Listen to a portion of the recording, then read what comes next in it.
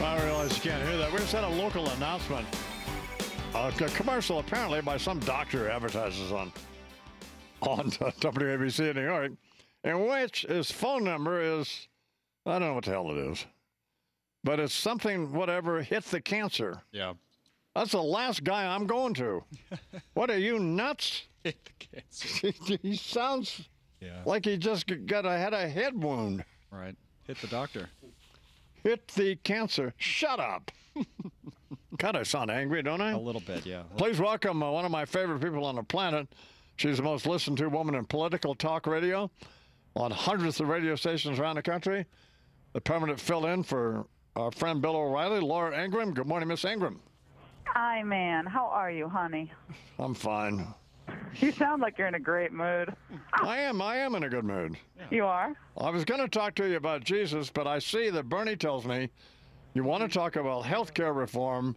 And you want to sleep. I understand you want to get a little sleep, so I just want to. Have you followed how this whole Obamacare is just dissolving? I mean, the bipartisan support for delaying major provisions of it.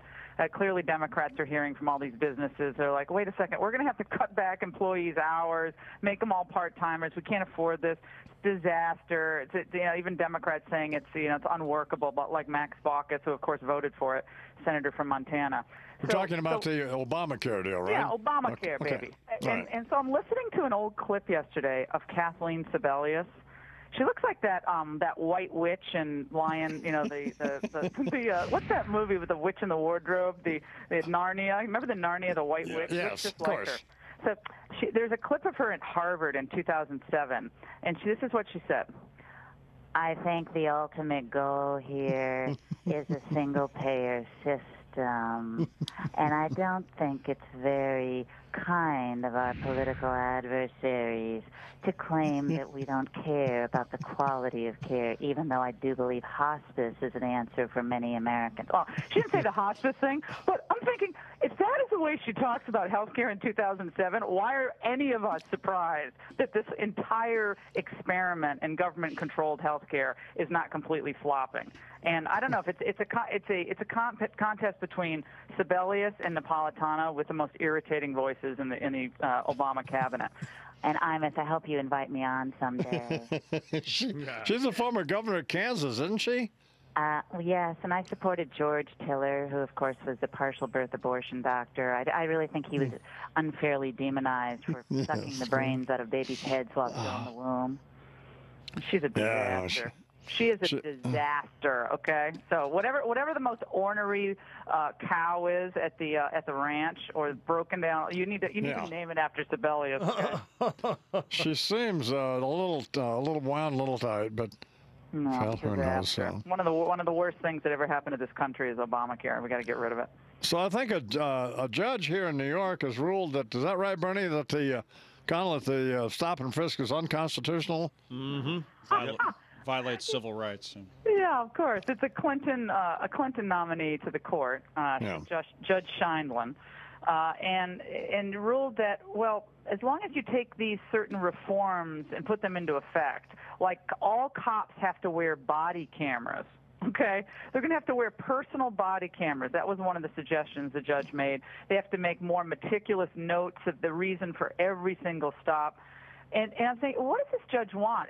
She wants it to be stoop and kiss, forget stop and frisk. We just have to hope for the best while we're police officers on the streets of New York City. And it's just a typical liberal response to a really serious problem that makes life, frankly, more difficult for the people they supposedly care so much about. So when this is reformed or when they change stop and frisk, it will probably mean that more people end up getting killed, raped, brutalized, harassed, abused in the streets, and it's not going to be poor innocent people who were stopped by the police. It's going to be law-abiding citizens who see crime going up, because crime's gone down in part because of stop and frisk, and the idea that that's an unreasonable search and seizure. I mean, that's what James Madison and our founding fathers, our framers, would have thought was an unreasonable seizure, or it's ridiculous. I mean, it doesn't even pass a straight face test. But this is what judges want. legislate from the bench do. Is the criticism of it partly that it's racial profiling? Is that the complaint? Well, there was no finding in the court's 195-page decision. There was no finding of racial animus. She looked at some statistics and found that more minorities were stopped and frisked. But the problem was, as the statistics bear out, disproportionately crime is committed in these particular areas by, unfortunately, minorities. And minorities are the ones who are brutalized and victimized as of course, victims of crime at the same time.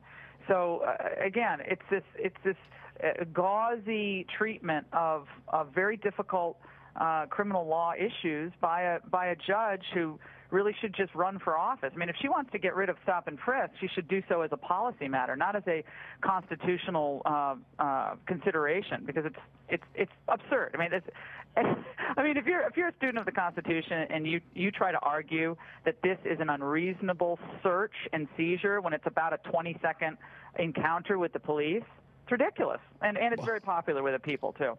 But common sense tells me, and I would have to admit that I don't know that much about it, and tend to be, as I was telling somebody else the other day, fairly naive about issues that I shouldn't be. But common sense suggests to me that there probably is some racial profiling going on. Well, it depends on what you mean racial profiling. Well, they're stopping somebody because they're black. Well, but I don't think that's what the court actually found. I think they looked at pure numbers. But the question is are there a number of characteristics that are taken into account by the police? And I don't think the police are perfect. I think, like all of us, there are bad cops out there, and there are great cops out there. But when the police force has a great percentage of minority officers who also see what's going on a daily basis, they have they have the shoes on the ground there. It's their neighborhoods too. I mean, Judge Scheinlin lives in Carroll Gardens, okay? I think the study that I saw, there were 0 murders in the same period of time where we were examining some of these stop and frisks in Bed-Stuy and other areas. So she lives in a pretty nice area where the crime is really not that bad. Perhaps if Judge Scheinlin lived where the poor people, mostly minorities, are victimized by crime, maybe she should have a different feeling about stop and frisk. I don't know. You know, I wanted to talk to you about the historical Jesus and about this. Well, what are you laughing for? No, I love it when you do your preacher impersonation. I love that. What happens when you guys are in an intimate moment at the ranch? Oh, no, I'm not going to say anything about laying hands. Sorry. No. That's fine, Laura. But we don't have time. But I mean, you're one of the more interesting people who we have on, and as I tell people about you or Frank Rich or whomever, or Matt Taibbi or whomever, and that is, it's not important whether one agrees with you guys or not. It's whether you're interesting or not. And you're really, I can see why I mean, it's not like I'm patronizing, and I'm not. But I can see why why I like you, why people like you, because you're fascinating and interesting. And the next time you're on, rather than boring me to death with health care reform, no, you were good. Your impression was good. See, that saved it. Maybe we can talk about Jesus. Thank you, IMUS. I really appreciate it. And come visit me out at the University of California, because I'm going to be doing a great job out there running the university system. Secretary Napolitano. I will, Governor. Keep calling me secretary, please. Well, secretary, whatever. Thank you very much. It's 12 minutes down till the hour.